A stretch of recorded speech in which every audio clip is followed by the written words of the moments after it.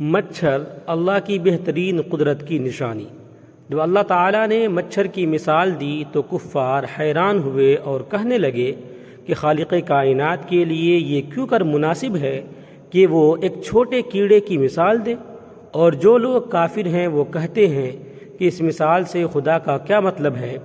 1400 سال گزر جانے کے بعد عظیم تعجب اور عظیم نشان ظاہر ہوتا ہے۔ مادہ مچھر کے سر پر 100 آنکھیں ہوتی ہیں، اس کے منہ میں 48 دانت ہیں، اس کے اندر 3 کامل دل ہیں، اس کے تنے میں 6 چھریاں ہیں اور ہر ایک کا اپنا کام ہے۔ اس کے اعضاء کے ہر سرے پر 3 پر ہیں۔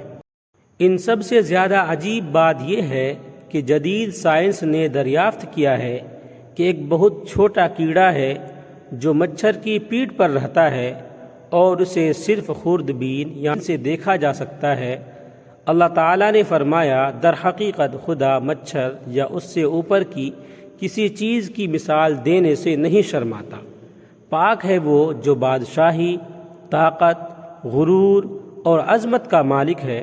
براہ کرم حکم نہیں، خدا کے خوبصورت ناموں میں سے ایک نام لکھ دو۔ ویڈیو اچھا لگے تو لائک کریں، کمنٹ کریں، شیئر کریں، اور اس طرح کے مزید ویڈیوز کے لیے ہمارے چینل کو سبسکرائب بھی ضرور کر لیں۔ آپ تمام ساتھیوں کا بہت بہت شکریہ ہوگا۔